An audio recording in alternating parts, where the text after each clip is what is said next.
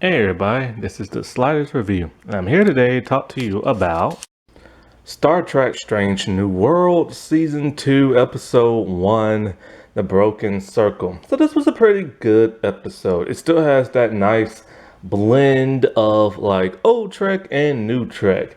You know, there was like space battle, there was hand-to-hand combat.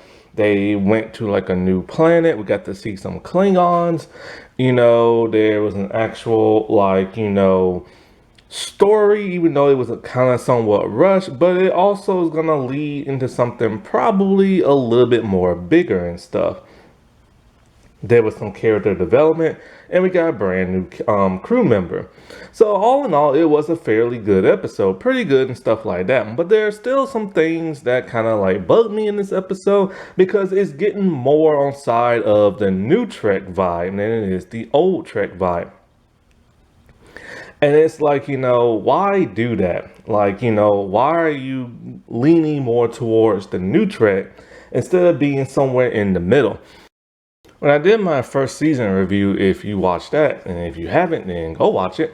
And so, like, one thing I forgot, or two things I forgot to mention. One thing is, I wonder if the first season lived up to the potential and everything of what it set out to be. Like, the title of the show is called Strange New Worlds. But yet in season 1, they really didn't go to too many alien planets and do like, away missions and stuff. Most of all the stuff and the threats were like, on the ship. And more like internal stuff, and there were aliens here and there, but we really didn't get to dive deep into those alien societies. Like in the first episode, they kind of did, but then in that Gorn episode, I think it was like episode 9, they kind of didn't. We get a brand new weird looking alien, and we really don't know nothing about him. And then, of course, we get the brand new xenomorph looking Gorn and stuff. And, other than that, like, what alien species did we really get to like interact with? In episode 2 of last season, they went to that asteroid that was like sentient because of that device and stuff, and we got to see an alien species and know a little bit about them, but not too much, but just briefly and stuff. So, like, for the most part, it kind of lived up to the title of the show, and it kind of didn't. But with this episode, once again, thankfully we went to like an alien planet, but it's the Klingons this time, and we know everything we need to know about the Klingons, so that's not like a big whoop. So it would have been nice to like go to like a different alien planet and stuff. However, there is something interesting going on with the Klingons, at least briefly and stuff. Now, there were some things that happened in this episode that just kind of irritated me and pondered the question of why. Now, like I said before, it is leaning towards more new Trek and everything. It's still dark visually. I don't know why everything has to be dark. Even on the alien planet, at one point, it was pretty dark because, it later went to nighttime and, like, they was on board another ship, which was just dark as dark can be. I don't know why New Trek aims to have that visual darkness and stuff, that shadowy figure and type thing. And so that kind of, like, got me a little bit. Also, another thing is, like, the lens flares is getting out of control to the point where you can see the lens flares reflecting off space. You shouldn't be able to see that. That's just kind of weird and odd. And that's the problem I had with the first season. The lens flares are getting like out of control. And then like now they're starting to flip and spin around the camera and the ship a lot. And I don't like that. I don't need that visual to be edgy, like, you know what I'm saying? Like, I don't need to feel dizzy as I'm watching like Star Trek, and I feel like I'm dizzy when I'm watching New Trek because the ships are constantly spinning around for no apparent reason. The camera is spinning around for no apparent reason. It's to be like, visual for the director and stuff to have that, but it's kind of like when it's in every New Trek show, it's getting very annoying. They didn't do that much in the first season, but now they're doing it a lot in the second. For whatever reason, the people behind the scenes are pushing it more towards like that new Trek feel. And it's getting on my nerves and stuff. Now there is a scene in here that is more modern television than it is New Trek. However, there's still New Trek elements in there. One being the dialogue. I'm tired of hearing modern day, our day slang. I don't need to hear Ortega saying, I'm putting the pedal to the metal. No, you're not. Putting the pedal to the metal is a reference to that of a car when you're hitting the gas and everything. She ain't hitting the gas when she's flying that ship. So I really don't feel like hearing a phrase like that. You know what I'm saying? And because it's kind of like, the thing they keep doing with modern Trek is they keep adding all these like 21st century like slang in there. And I don't like that. And they do it a lot with Ortegas and Uhura. And so like one thing that's been bugging the crap out of me since season 1 that I did not mention is like, okay, Ortegas and the actress next to her, I don't know who that character is. Why are they wearing the wrong color uniform? They're wearing red when they should be wearing gold. And this time, like the con officer is supposed to wear division gold and everything, not red. So why in the world is she wearing like red and not gold? That's been established in so many like older Trek stuff. It was the color they're supposed to wear, and like the Enterprise show, it was the color worn in like. Wait, did Travis wear gold or did he wear red? No, hold on. This has been a problem since Enterprise, I think.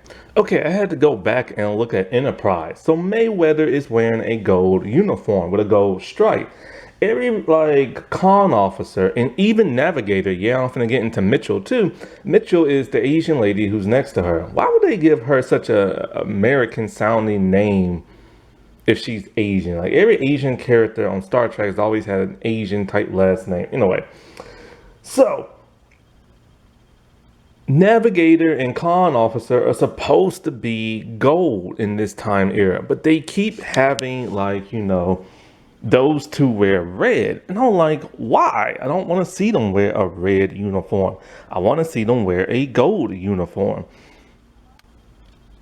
I just don't like it. Just gets on my nerves because it ain't supposed to be like that color uniform, But New Trek can't seem to understand. They seem to like go into that whole next generation thing where they want like Khan and Navigator to be red. However, it's weird because in Discovery we never knew the color division of the Khan officer until they went into what was it, 32nd century or something, and now they have her wearing gold as the con officer when well, technically we don't know what the color is supposed to be in like the 32nd century, so that's okay.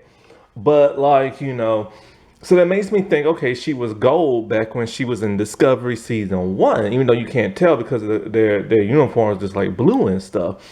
And so it's like, so they know at some point it's supposed to be gold. So why they keep making it red now? That gets on my nerves. However, there was a scene that really bugged the crap out of me. Okay, so the Enterprise is at a space station, right? And not quite sure how much time has passed since the first season, but Uhura is an ensign now. And so that's not the part that bugged me. Anyway, so the part that bugged me is like, okay, when they're at the space station, I thought they was being attacked at first because there was constantly ships and shuttles flying and buzzing around super fast near the space station. But it's just people passing on by. And I'm just kind of like, well, crap, dude. I thought they was under attack at first. The ships. Sorry about that. Camera died. I gotta remember to charge that thing up. But yeah, like the ship shouldn't even be flying that fast around like, the space station. It makes you think there's a conflict happening when absolutely nothing is going on. Just chill, man. But what really, really, really bugged me is like, okay, the ship is being like, worked on, refitted, whatever. And like, there are some people from the starbase that are supposed to like evaluate the ship, make sure everything's running smoothly, and stuff like that, right? Then there is some hostility and conflict on the bridge. It's male versus female. All the female bridge officers, at least the main cast, Uhura, Artangus, and Mitchell, they don't want the male what's it called? Space station people on board, evaluating the ship and telling them what to do. Why? It's their freaking job. But they all like, no, this is like our ship, and we know everything that works with it, and everything's fine, and we don't need nobody telling them what to do. Why was this written like in the show? But it's not written as snarky as I'm saying it. It's in their demeanor. All the women have their arm. Crap! I knocked my camera over. All the women have their arms crossed and they're rolling their eyes at the men and telling them, don't touch that and everything. Like Uhura was giving some lip service to this dude who outranks her and everything. That is what bugged me. She has just now became an ensign, and they're writing her as like, this know-it-all who doesn't want a man to tell her what to do. And I'm just kind of like, dude, why is this even written in the show like this? This is just modern television, and it's been getting on my nerves. At first, it didn't bug me because I totally understood why it's written to be the way it's written.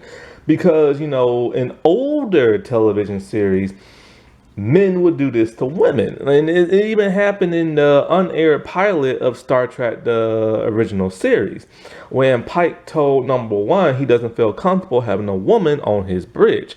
That was in the freaking 60s and stuff. So I get the reversal and want to show strong female empowerment, but this is not strong female empowerment. This is just women acting like a giant bee.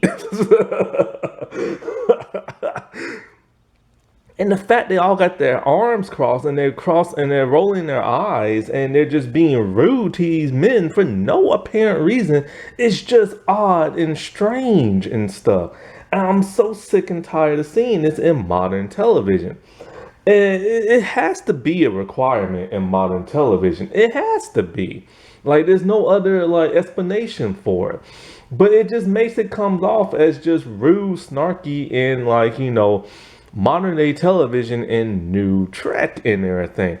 And it's just getting on my nerves. It makes them unlikable and stuff. And I used to like Uhura in the first season. I never liked Artangus.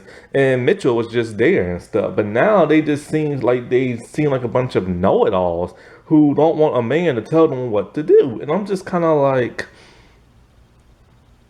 ugh.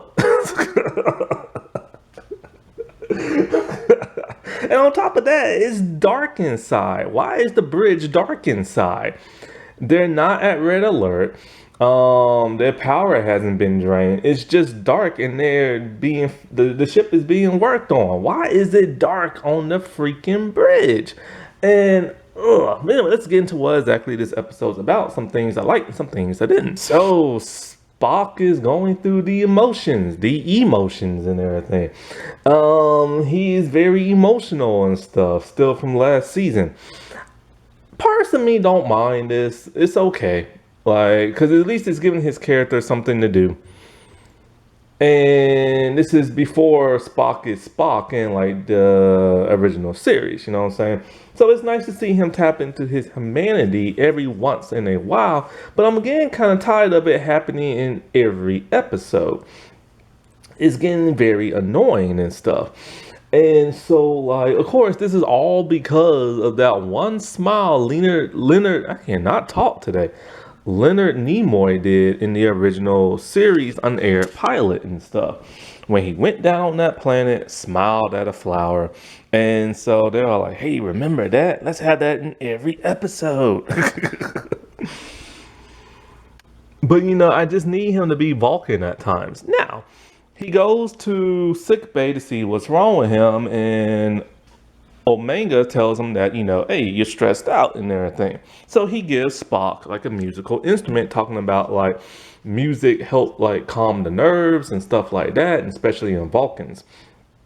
One, shouldn't Spock already know that? Like, it's his people, you know what I'm saying? And two, it's nice to see Spock finally getting his legendary musical instrument that he was known playing in the original series. However, I do find it weird that Omega would just happen to have this lying around in sick bay. Like he was just waiting to give it to Spock. Not only that, but there are no replicators in this time era. So where did he get it from? And three, Spock already has this thing. It was shown on Discovery in his quarters and everything. I swear, it's bad enough the new creators don't know Star Trek, but they don't even know their own series. And so the moment Spock stops to play it, his stress levels go down. The moment he stops, it goes back up.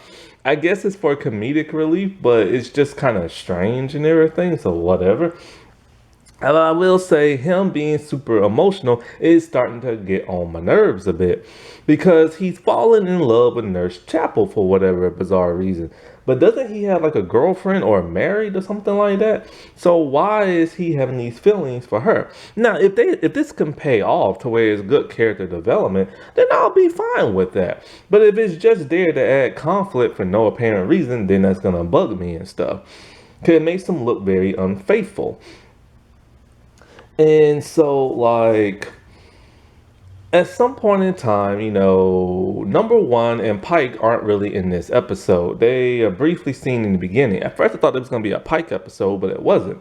Because number one is going through her trial and everything about lying on her application. And so, because of that, they're both written off this episode. And, you know, they've been ordered to have their ship refitted, stuff like that. So anyways, this is kind of a retread of season 1, episode 1, where like, you know, there's a commanding officer who's unsure about something. There's an away team who's about to get discovered, so they need Enterprise to rescue them.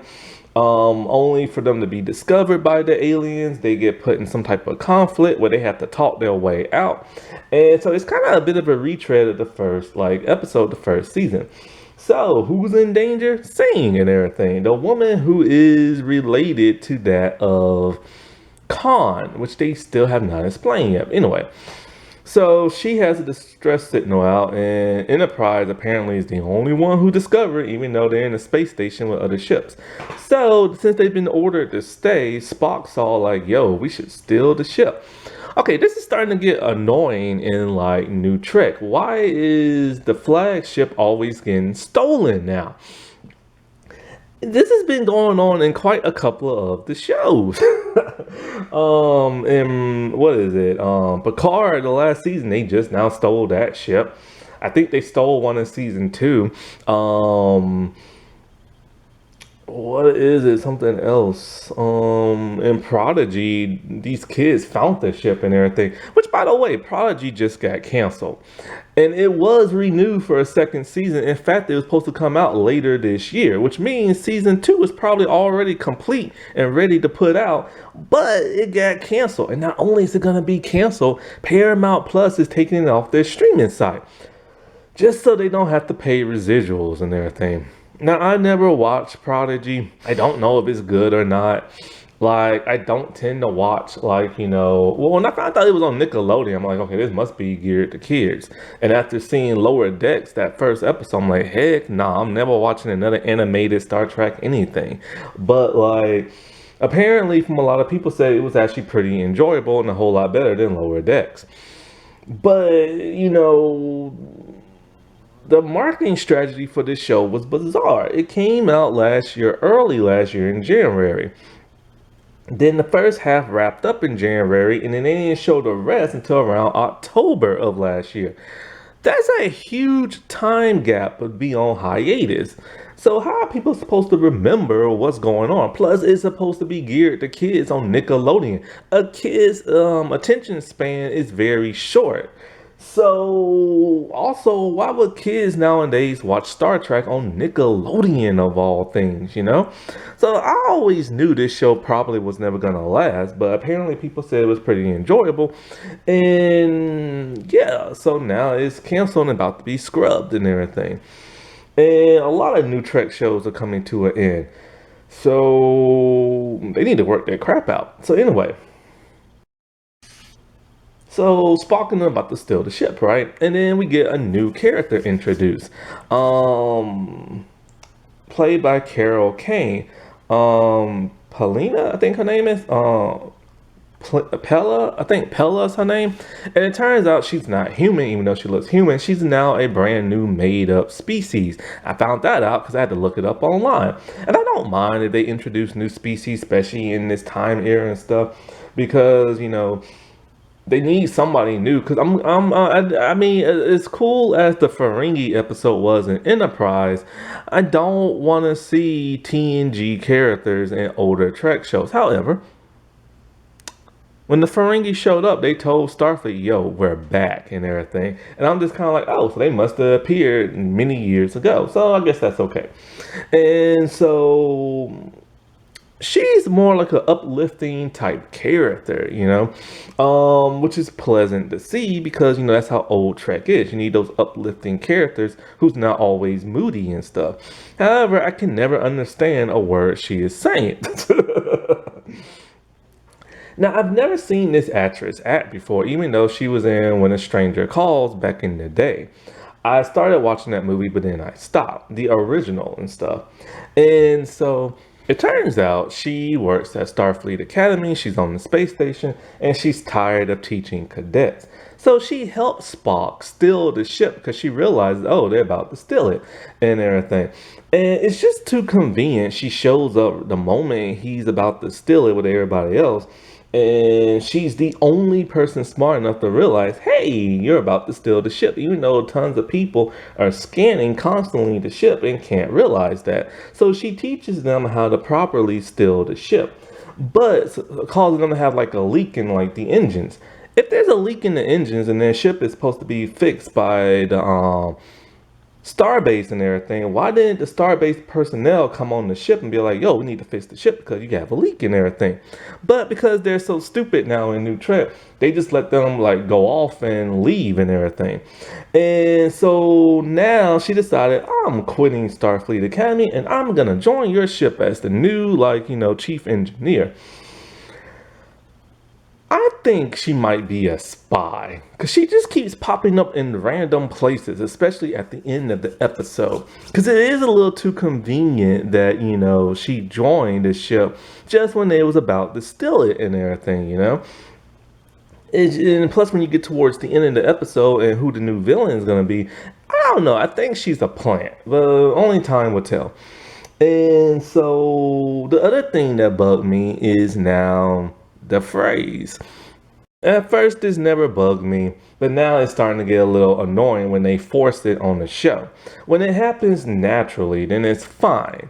But when they point it out, it gets annoying. So, Captain Picard had a phrase, engage, or make it so, whenever he wanted somebody to go into warp. And so, but engage was his main thing, right? And so I always assumed that was a typical command that a Starfleet captain gives. It sounds very much like a command. It was never in the original series, but with Next Generation, this is when Gene Roddenberry started to redefine his show and make it better. But then in Voyager and in Deep Space Nine, you never heard that phrase no more. And not even in Enterprise. So it must be like, okay, this is just a Picard thing. Then the JJ movies came around, and that version of Pike said, punch it. And so I'm like, oh, okay, that's his phrase and everything. So I'm like, okay, whatever. It's just neat. Like, whatever, you know what I'm saying? But then comes Discovery in season 3 or 4, and I think Tilly asked, Saru, yo, what's your phrase gonna be? Because every captain needs that phrase whenever they're gonna engage the ship in the warp engines and stuff. And so then it started becoming like, oh god, now they're pointing it out. So it started becoming somewhat of a meme and everything. Then we now get to what is it? this show. And Ortega's all like, what's your phrase? I'm just like, don't do that, man. And because, Pike has kick it and everything. And which is kind of weird. Shouldn't it be punch it from like the JJ movies? But hey, whatever. I mean, it's a different timeline in the universe, but still, just keep it a little consistent. So Spock has his, and he's very emotional when he says it, and looks very awkward. I want the ship to go now. And it's just kind of like, this is getting very annoying because when they point it out, it's like they're making fun of Picard's phrase and everything, So just, I kind of want them to stop it. I don't care if somebody has a phrase, just don't point it out. So we head to this planet. It's like a Klingon outpost. They're not supposed to be there because it's occupied by the Klingons and they was once at war. I am very happy Klingons are looking like Klingons again. And I'm also very happy that they're drinking and acting like stubborn idiots and having fun like typical Klingons and stuff. However, in this time era, Klingons are supposed to have flat foreheads and they're supposed to hate humans. And yes, they hate humans, but they're also chuckling around with them and everything. I also find it weird that now in New Trek, you have all these Klingon like outposts and planets that are occupied by not only Klingons, but other species and stuff. It's kind of like, are they slaves or something like that? Or like, what's going on? Or are they just ruling that planet? And it's kind of like, it's weird because I've never known Klingons to do that. I've never known Klingons to rule a planet where other species live at. And this is something that's been established in Discovery, and I don't like that. Also, those foreheads need to be flat. But I'm glad they don't look like Discovery Klingons, which they really need to explain this now, man. They need to stop screwing with the Klingons. But anyway, we see Singh there. And she's drinking along with the Klingons. And I'm tired of every new type of television show showing the person drinking alcohol and burping. I hate burping. And so she's out drinking the Klingon. Now, this is kind of odd. It's kind of like, how is she able to do that?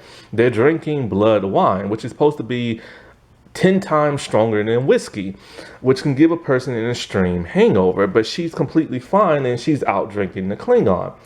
And there's no inoculation to make her be able to cope with it. So this is making me think that yes, she has some of Khan's like genetic abilities, but it's never been established in season 1.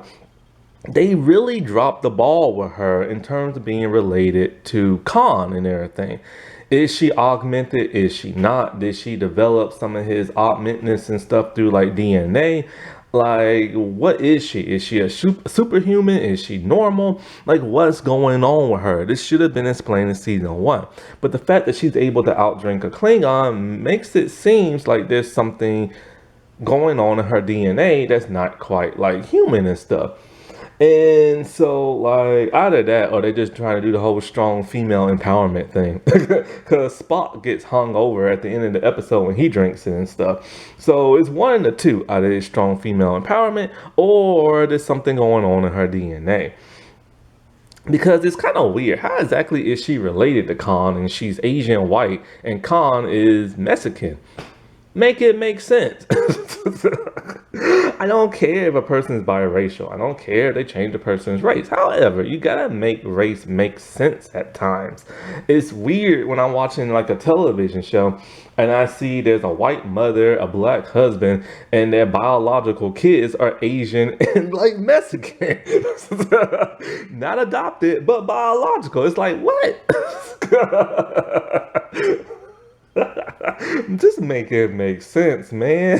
But she's really happy and thrilled to see like the Enterprise came there to rescue her, even though it wasn't that big of a deal.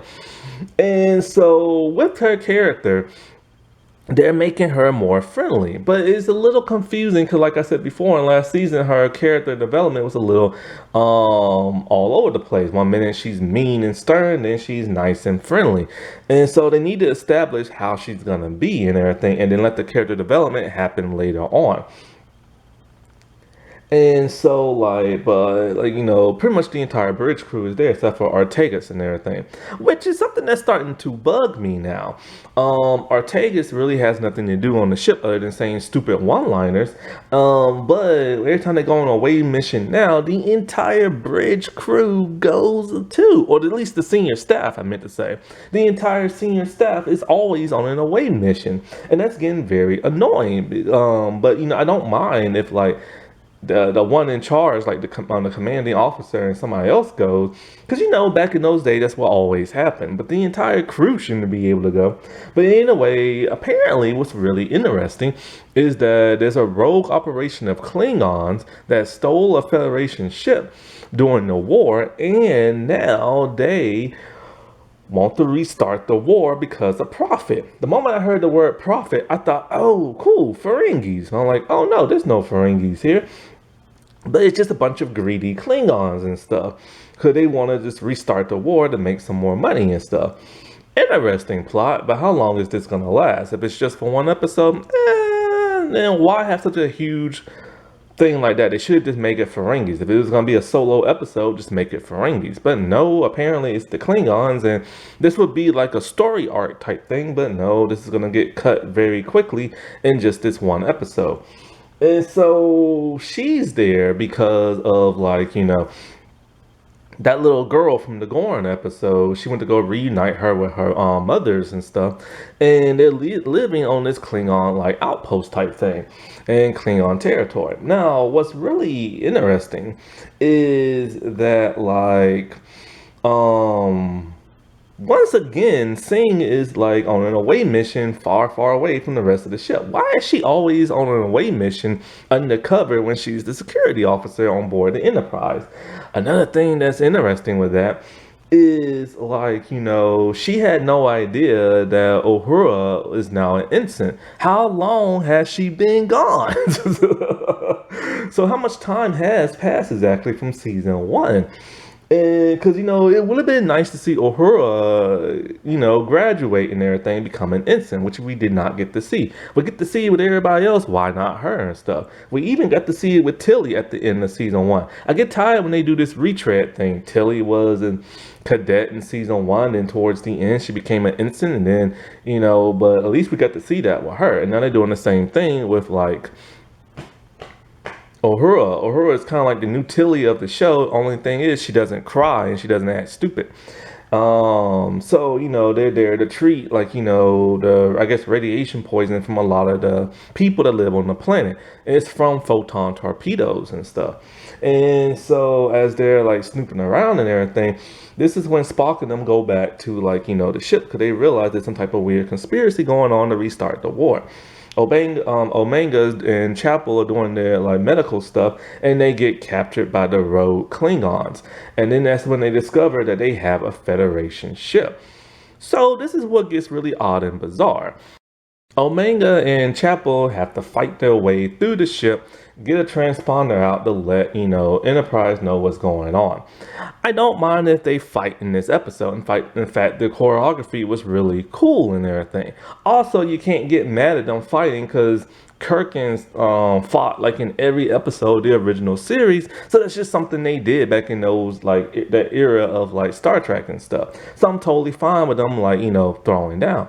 Only problem is Omega has, like, a vial of something. It's green, and he injects it in himself and that of Chapel. Apparently, it's like a steroid because, humans can't fight a Klingon because they're super strong. This was something established with Kirk when Spock was brainwashed by an alien entity. He's all like, I'm no match for the strength of a Vulcan, so I need, like, an edge. And he takes, like, a metal pipe to beat Spock up and everything. Now, Klingons supposed to be super strong, but we've seen humans whoop their behinds in other Star Trek series, so that's something that's never been consistent. So they take a steroid. Now, this is weird. It's literally a drug.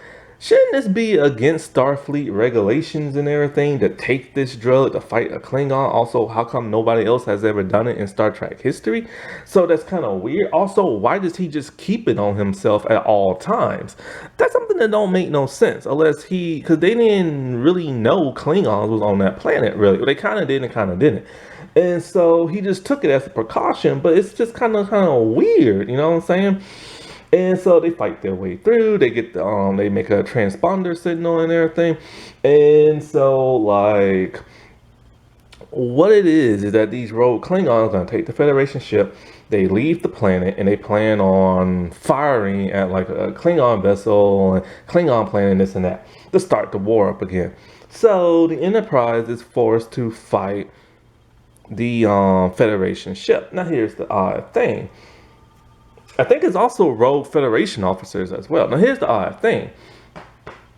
Why didn't Chapel and Omega just incapacitate the crew with like some type of gas? That's what they normally do in Star Trek. Instead of having to like, tell like, the Enterprise blow us up. But the space battle was pretty nice and everything, even though they only used photon torpedoes instead of phasers. But it was kind of nice. But, this is when the ship was flipping around a lot.